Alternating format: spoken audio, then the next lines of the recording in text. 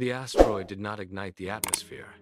It struck the deep ocean trench, a singular collision that cooled the planet just enough to survive, but not enough to starve the life that thrived in the warmth. 66 million years of evolution followed a different path.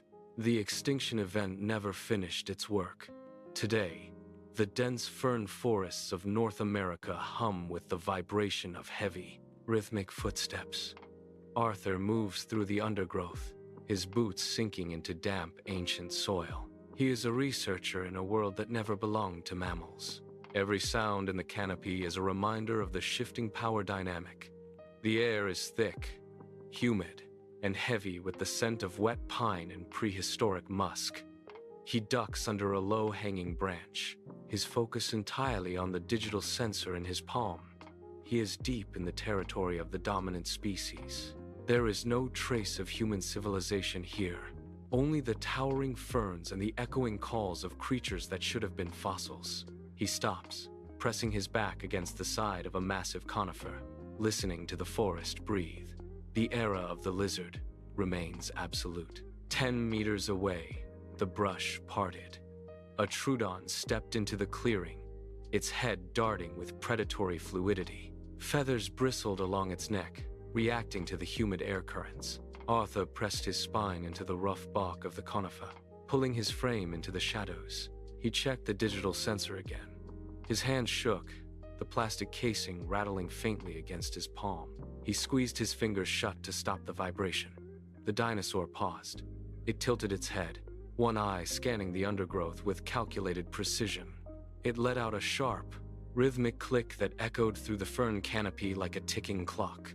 Arthur held his breath, his chest tight, watching the creature test the air. It stepped closer, claws digging into the soft earth, moving with a quiet efficiency that made the forest floor seem dangerous.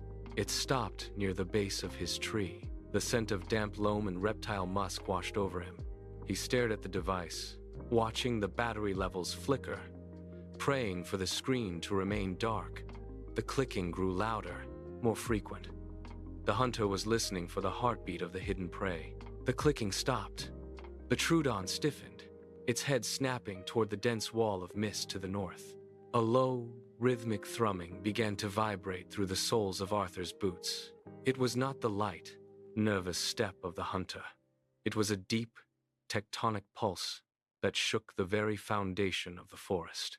The Troodon let out a sharp, agitated hiss and retreated a step.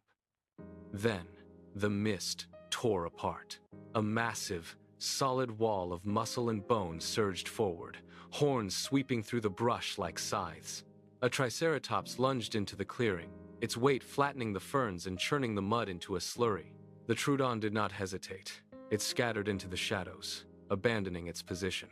Arthur watched, pressed against the tree, as the air filled with the scent of crushed vegetation and raw, animal power.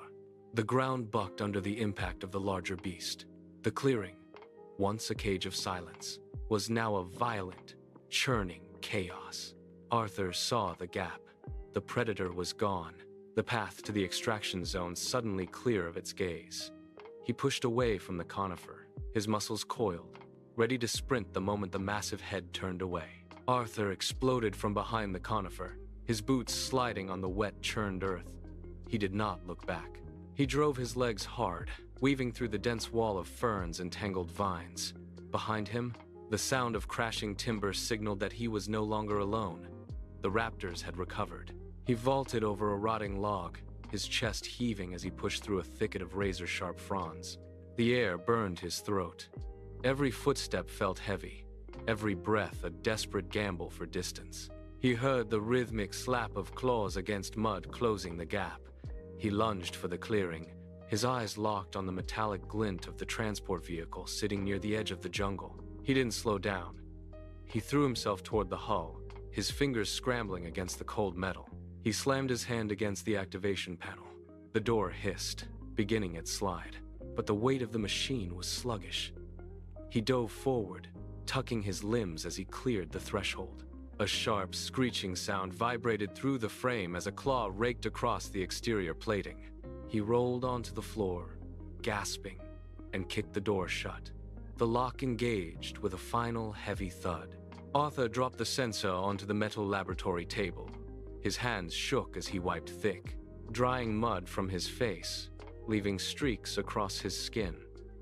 He keyed into the console. The screens flickered to life, bathing the room in a cold blue glow. Thermal imagery began to cascade across the monitors.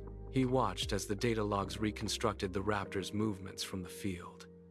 They had not been hunting by instinct alone. They had been moving in perfect, synchronized patterns, flanking his position before he even realized they were tracking him. He dragged the cursor across the timeline. The dinosaurs were not merely surviving in these forests.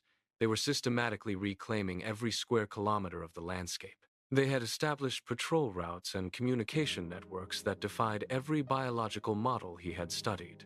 The weight of the silence in the lab felt crushing. Arthur stared at the final composite image on the screen, the flickering light reflected in his eyes, hard and unblinking. There was no missing link, no failed evolution, no mammalian dawn waiting to rise. The world outside the reinforced walls belonged to the scaled and the ancient. The era of mammals never began. The era of the lizard remains absolute.